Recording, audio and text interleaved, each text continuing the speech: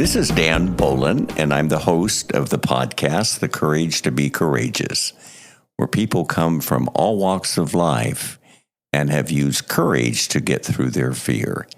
I'd like to welcome all of you to my podcast today. I'm going to be sharing some thoughts with you personally of some things that have been important for us to understand and know. But I want to give some thank yous. I just finished, I believe, my 48th podcast, and I have signed to do 52 more in this next coming year. And I thank you all for your beautiful comments and for your support. We're going to be looking at some really, I think, some incredible stories this next year. And want you to continue to respond to me and let me know what you would like to hear on my podcast. My email, as you know, is danbolen@cox.net. So please let me know what you would like to hear on my podcast, because we want to make this a podcast that is meeting the needs of my audience. And in order for me to meet the needs, I need to know what your needs are so I can do my best to be able to do them as well. So we're going to thank some people that have been part of my podcast this last several months. We, of course, Andy Vaughn, who was the president of Bolen University, which was headquartered in San Diego. Larry Smith, which was one of our international people out of Ontario, Canada. Ralph Kellogg, who was an excellent guest on our show. I appreciate some of the things that we learned from him. Of course, Jaylene Murphy, as you remember, she wrote the book Modern Day Courage. Steve Gumbel, who was from SBG Productions out of Telluride, Colorado, had an incredible story. Mike Klein, who actually is locally here in the Mesa area, who was part of the LGS Church and came out as gay as well, and he had an incredible story. Richard Chi, also one of our podcast guests, was in hospitality management and came out gay. Incredible story. Crystal Waltman, wonderful story how Crystal has battled alcoholism and wrote the book Quitting to Win. Dennis, who actually sits on the committee for Trevor Project and is able to answer calls for our young students that are thinking of suicide because they're not being accepted. And what a wonderful, wonderful podcast we did with him.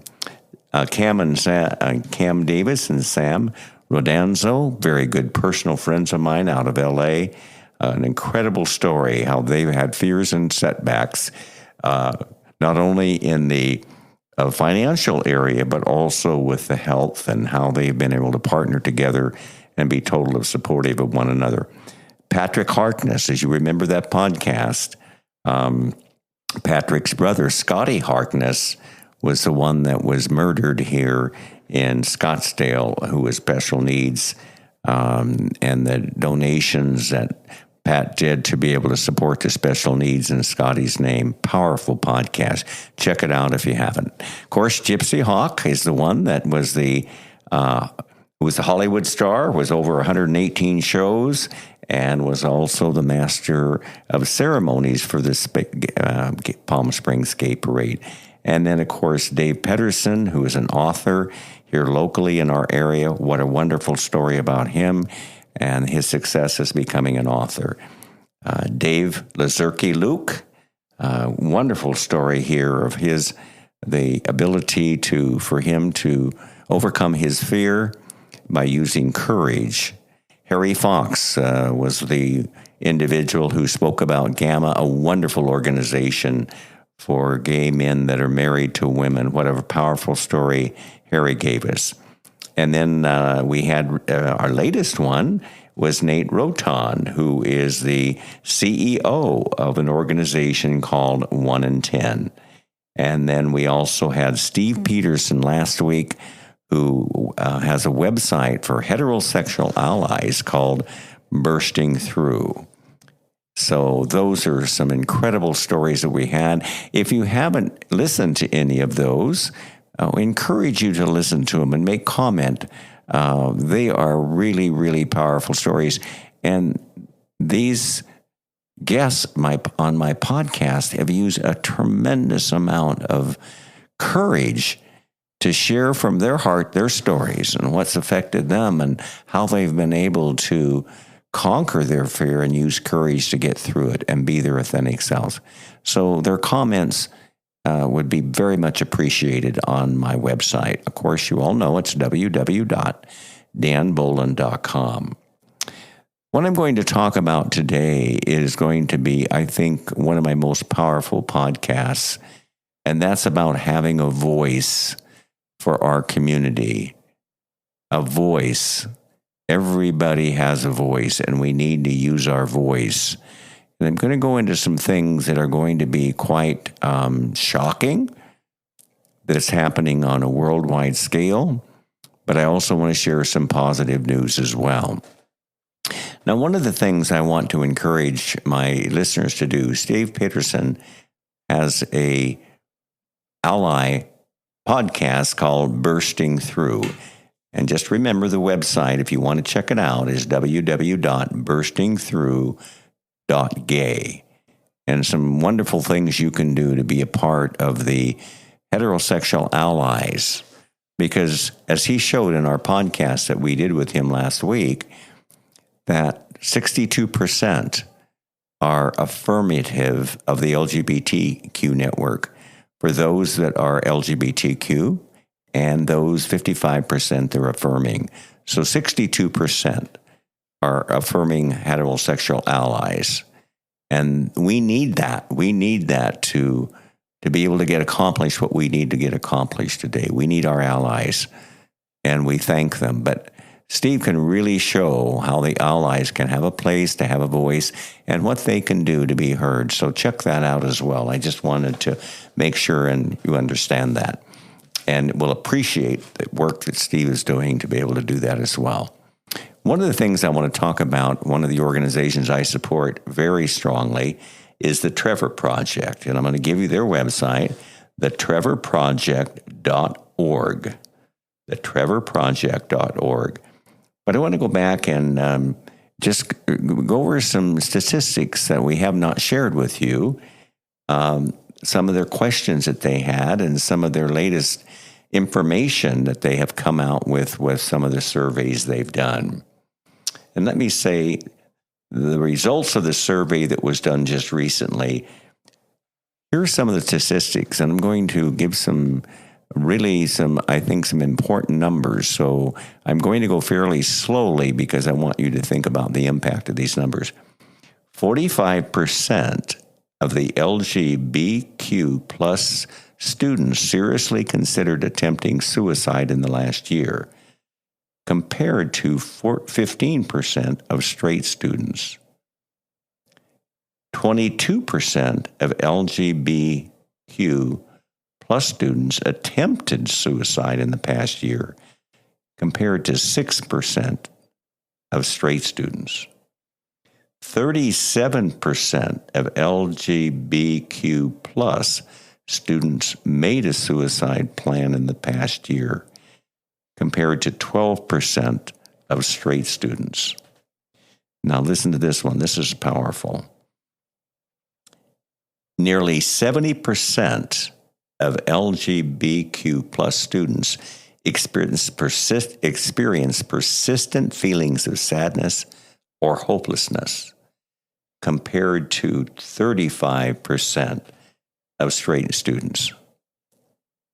52% of LGBTQ plus students experience poor mental health during the past 30 days, compared to 22% of straight students. So that shows you the impact that Trevor has. They serve the community from those that are about 12, 13 years old up to 25 years old, of individuals that are considering suicide because they have been rejected by family, they've been rejected by their friends, they've been rejected by society, and they provide a beautiful hotline for people to be able to do that. And Dennis is the one who is one of the counselors, and you can listen to that podcast on my website that we talked about just shortly. And remember, I want to just reiterate this point again, because this is a powerful point. In the survey they did, if only one adult supported a LGBTQ individual, they have 40% chance less. They are 40% less likely to die by suicide. So if they have one adult that supports them, they're 40% less to die by suicide. So that's really important for us to be able to do that, because, and they made a comment here, spread the word. LGBTQ young people consistently tell us that adults making the effort to learn about their needs and lives makes a difference. And there are so many opportunities for education on these topics. One great tool are the Trevor Project's resources from our, and this is the book, you can get it online, Coming Out Handbook to the Guide to Being an Ally to Trans and Non-Binary Youth. So I think those are some important things, because we talked about allies. We want to be allies to these people. So check out the website. You'll be able to go into more specifics about that. But I think this is one point that I thought, and I was doing some research on this from the Trevor Project website, and it says, for the first time in our annual survey, we asked LGBTQ young people to describe what a world would like where all LGBTQ people are accepted. We also ask you the same question. Can you spot the similarities? Okay, the size of each word or phrase indicates its frequency as a response. Now, you can't see the chart, but you can see it on their website. But let me tell you the ones that they said, what the world would look like, how they would feel. And let me tell you the number ones: peaceful, happy, better, happier, and normal. Isn't that interesting? What would you use to describe a world where all LGBTQ people are accepted? Guess what the number one answer was? Safe, followed by happy, and followed by joyful. Makes us really understand where these young kids are coming from. I want to give you some other statistics from Trevor this last year to find out the work that they're doing for our community. Over 552,132 crisis interventions were provided, ensuring that no LGBTQ plus young people face challenges alone. Our programs reached 7,435 youth-serving adults, fostering understanding and acceptance in diverse communities. Of the 664 anti-LGBTQ plus bills introduced in 2023, listen to this, nearly 90% were blocked or stopped. 90%. 53,016 new young people connected with us online on Trevor Space, finding support, a community, and a virtual environment. 28,524 youth experiences were captured in our 2023 U.S. National Survey on Mental Health of LGBTQ plus young people. Now, these numbers represent not just statistics, but these are lives that have been touched, perspectives change, and progress made. So let's give our Trevor Project our support. You can donate to support Trevor Project. You can also volunteer to take the training to be a counselor. So many things that we can do. We want to have a voice for our community. When we don't have a voice, we are silent, and we're silent, nothing gets done. So I wanted to really I wanted to share those, I think, some really powerful statistics regarding the Trevor Project. Now I'm going to move in an area that is going to be I think it's mind-blowing to me. We talked a little bit about it with Katie Holquest when I did the interview on Outright International. But this thing that's happening in Uganda is I consider it to be inhuman. Inhuman, and not only to the LGBTQ network, but inhuman to humanity there. Because people that are not even LGBTQ are suffering there. And we're going to talk a little bit more about this. And I'm going to give you some insight on where that's at. Now, let's go back, and I did some research again from their website. Again, their website is outrightinternational.org, O-R-G. Uganda's anti-homosexuality bill passed in Parliament on March 21st, 2023, will be the world's worst, most draconian anti-gay legislation if it's enacted into law. President of the country of Uganda, Museveni, has 30 days to decide whether to assent to the law. Ugandan and international businesses, humanitarian organizations, and development partners should use their influence to staunchly oppose the bill. Well, to give you an update on that, he did pass it. But I'm going to give you a little more of an update that I just got from Katie Holquist today when I text her on this. But I want to go into some insights to tell you how shocking this law is. Shocking. Listen to this. Enactment of the law would class Ugandan alongside only 6 countries that shocks the world's conscience by prescribing the death penalty for consensual same-sex intimacy, while Parliament removed a draft provision that criminalized, quote, holding out as a lesbian, gay, transgendered, or queer person. The version it passed effectively renders existence as an LGBTQ person in Uganda impossible. It will no longer be possible for queer people to rent homes or to access affirming healthcare services.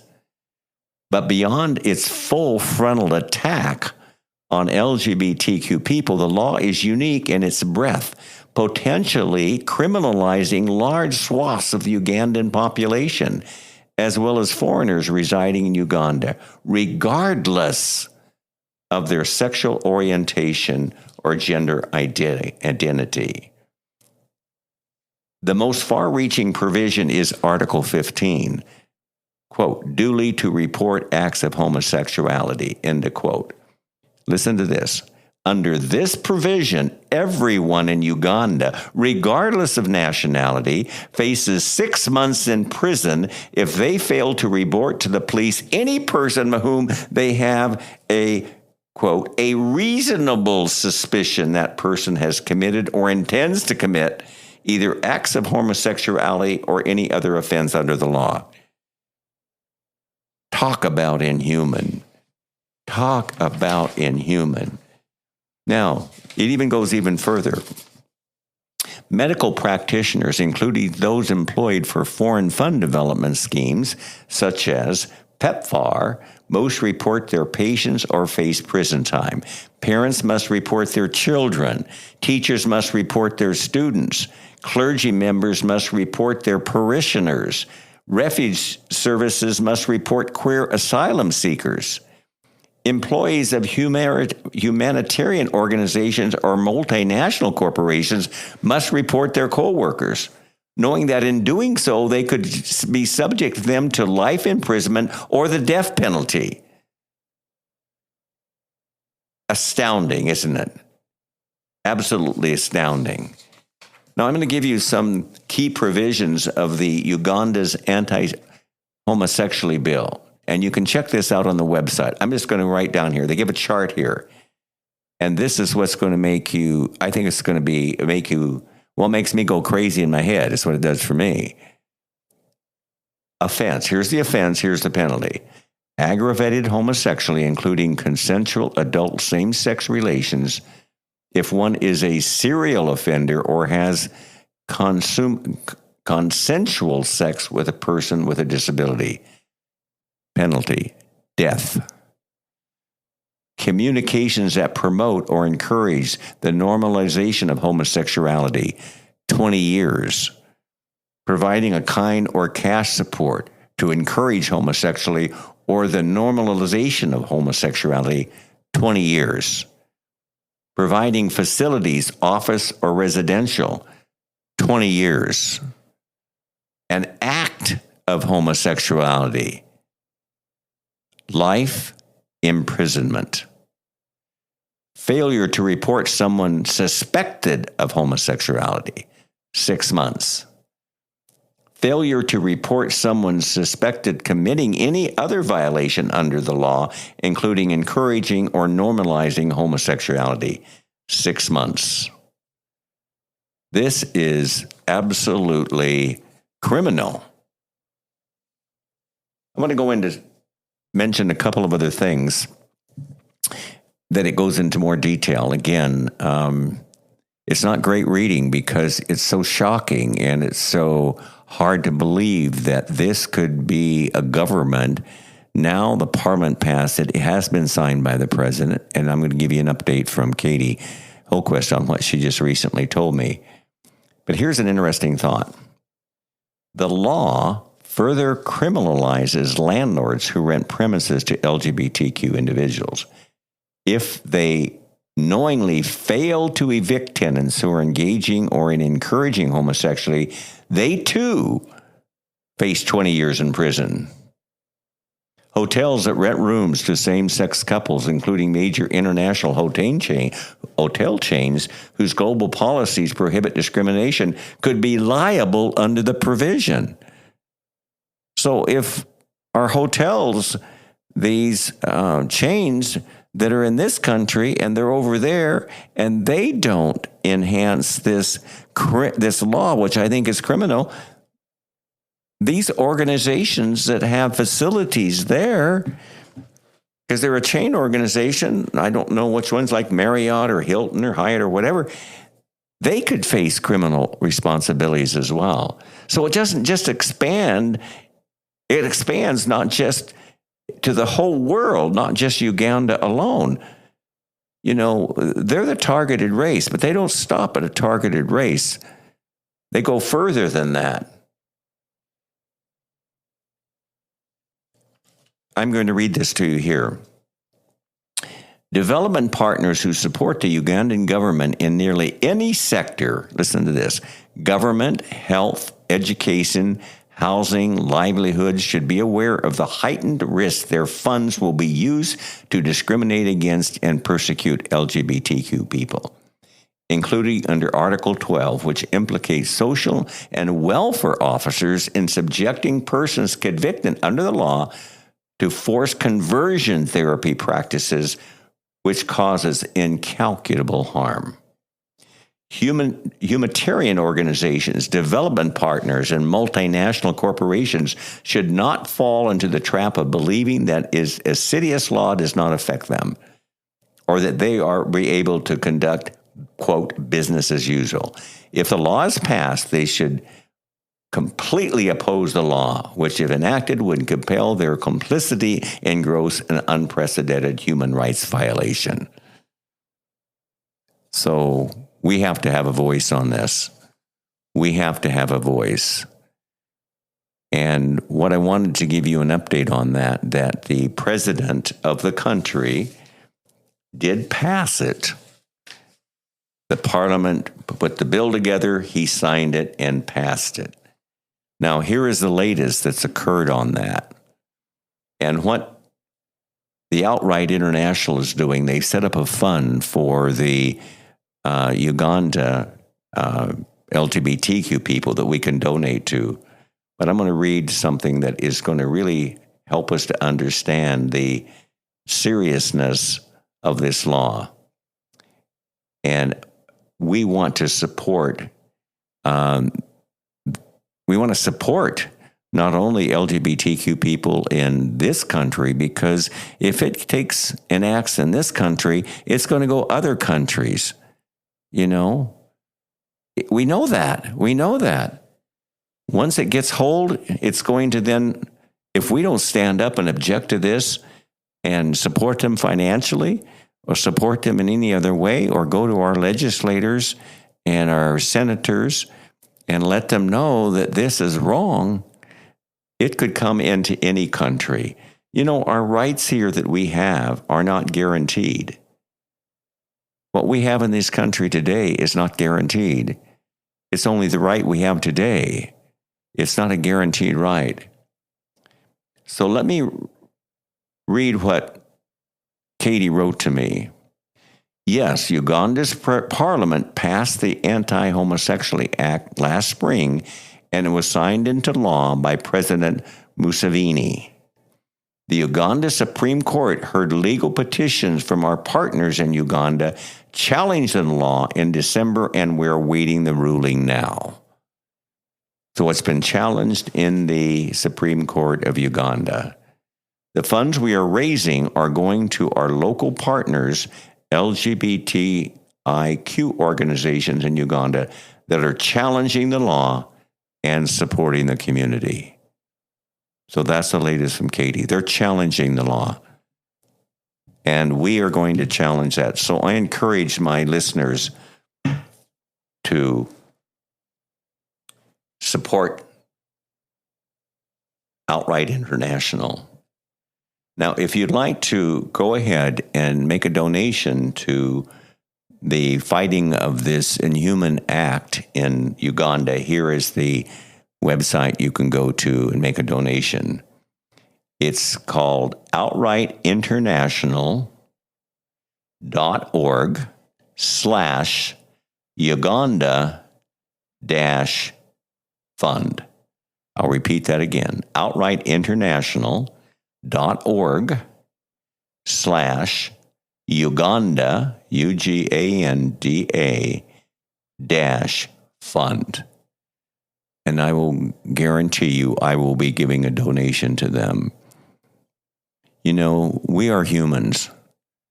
Whether we live in Uganda or we live in this country, any other country, we just want equal rights. We want to be treated equally. Everybody should be treated as their authentic selves. And Uganda is taking that away from us. And we need to have a voice for this as well. Well, thank you, my listeners, for listening to this today. I really appreciate it. I have a big passion for this and seeing these rights being taken away. And I hope that in some ways, some of the statistics I've given you, some of the quotes that I've given you from the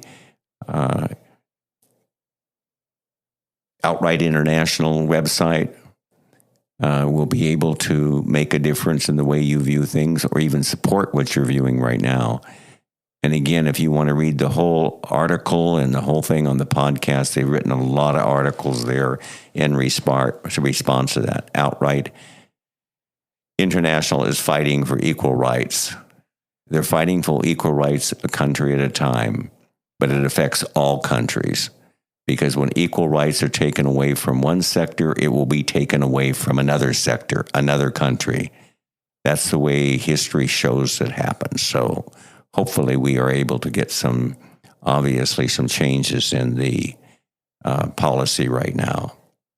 Well, thank you, my listeners, for listening to me today. It's been such a privilege to share these podcasts with you. I'm going to be heading very shortly. I'm going to Cleveland to, as I mentioned to you earlier, I'm going to be having open heart surgery. But I've done another podcast. They'll be released a week at a time.